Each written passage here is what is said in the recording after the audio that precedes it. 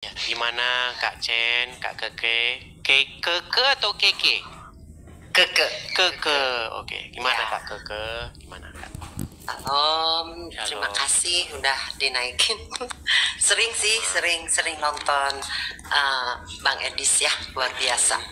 Puji Tuhan, merasa diberkati. Keke juga. Dulu Keke Muslim juga. Waktu tahun berapa ya? Tahun 4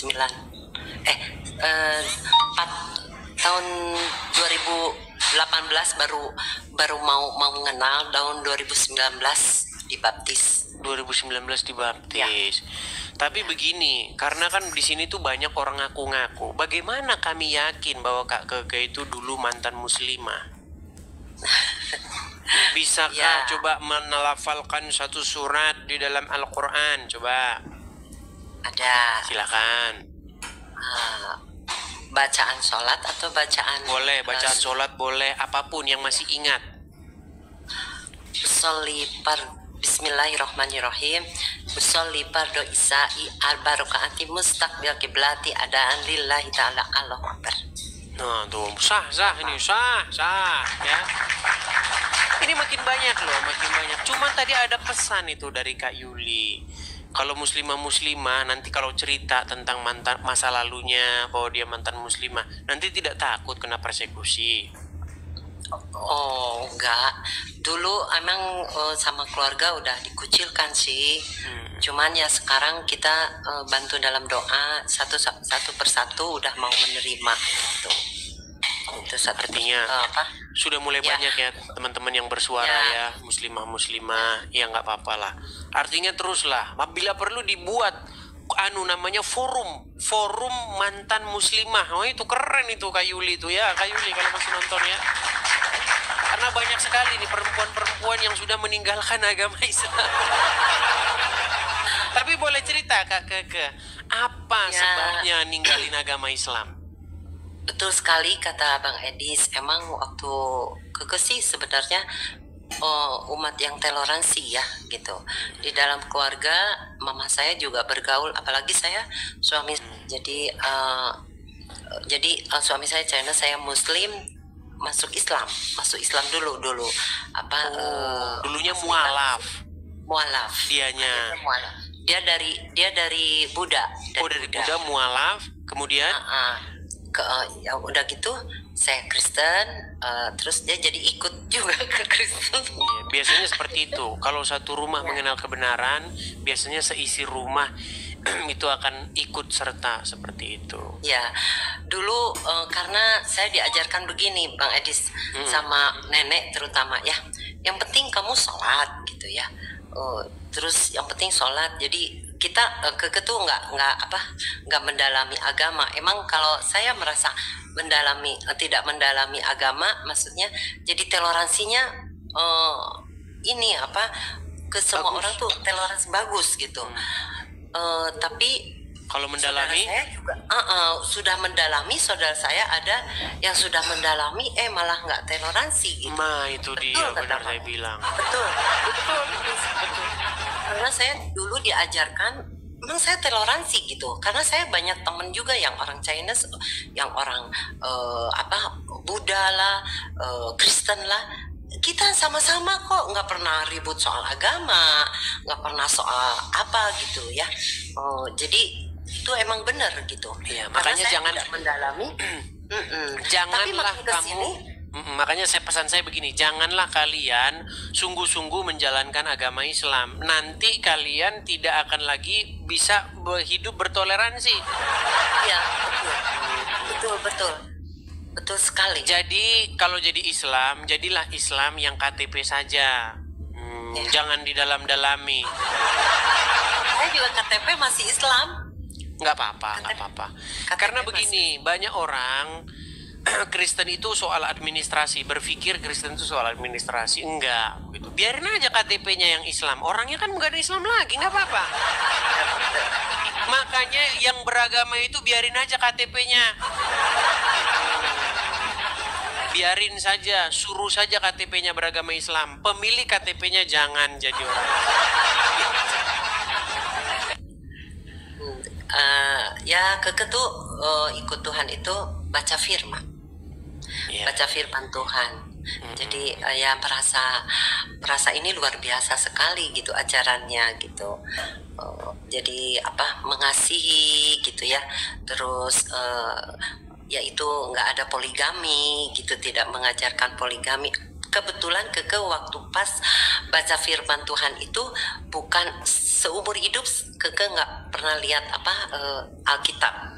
Karena kita tuh tidak diperbolehkan kan baca Alkitab ya. Sama orang tua dulu juga, sama nenek, sama apa, Alkitab nggak pernah diperbolehkan. Tapi pas waktu saya di hotel itu ada Alkitab perjanjian, saya nggak tahu ada perjanjian lama, perjanjian baru, saya mana tahu. Pas ada di hotel itu ada perjanjian baru gitu. Terus ini kok buku ini luar biasa, ini Yesus itu kok luar biasa gitu. Belum nggak tahu itu Alkitab gitu sampai nangis itu di situ. Nah itu dijamah di situ sampai aduh pingin tahu itu apa. Terus suami kalau suami kan pernah sekolah di apa sekolahnya pernah di Kristen. Gila loh katanya, itu Alkitab, kamu jangan macam-macam, biarin, ini mau Alkitab mau apa, pokoknya ini bagus banget gitu, saya pingin punya gitu. Makanya saya sarankan nih kepada yang muslim dibaca itu begitu. Ya. Jangan membacanya kitab Syekh Abdul Qayyim Al-Jauziyah itu yang burung berdiri 70 tahun. Makanya ganti bacaan kalian, wahai kaum muslimin wal muslimat. Ya. Sampai sekarang sih Iya. Begini Kak Keke, karena ini gini, banyak muslimah mantan muslimah begitu naik kemari terus cerita begitu, padahal ceritanya landai-landai saja, biasa-biasa aja, tapi mengalami persekusi. Langsung nanti di inbox, awas kamu ya, gimana kamu ya, biasa aja. Karena mereka memang tidak bisa lagi melawan argumen itu, mereka nggak bisa membantah itu secara akademis, membantah secara ilmiah, itu nggak bisa. Makanya saya pernah mengatakan, jika undang-undang penistaan agama itu dihapuskan dan orang bebas mengemukakan pendapatnya soal agama, maka dalam 15 tahun itu orang tidak akan ada lagi yang percaya dengan agama Islam. Yang percaya agama Islam cuma Yusufei sendirian. Begitu. Karena memang mengalami persekusi, orang-orang yang membuka atau mengeluarkan isi pendapatnya, pandangannya terhadap agama Islam, itu selalu berakhir dengan persekusi, dipenjarakanlah, diintimidasilah, dan lain sebagainya. Akhirnya orang-orang pada takut, ya, mereka pada bungkam begitu. Ya, kekesalannya sih ya jangan sampai bebal atau membuka hati gitu ya. Kalau membuka hati terus baca firman, pasti kebenaran akan ada. Amin, gitu, amin, dalam amin, hidup. amin.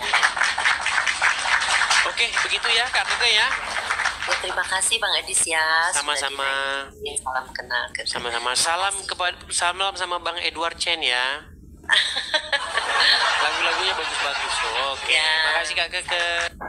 Salam saudara-saudara, terima kasih buat teman-teman yang sudah menonton video ini dari awal, pertengahan sampai selesai. Terpujilah Tuhan, di mana kita sudah dengarkan kesaksian dari seorang wanita murtadin.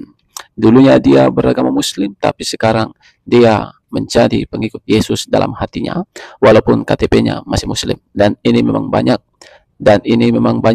terjadi, khususnya di negara kita, Kesatuan Republik Indonesia. Yang pertama, kenapa? Ya, banyak dari kaum wanita yang murtad.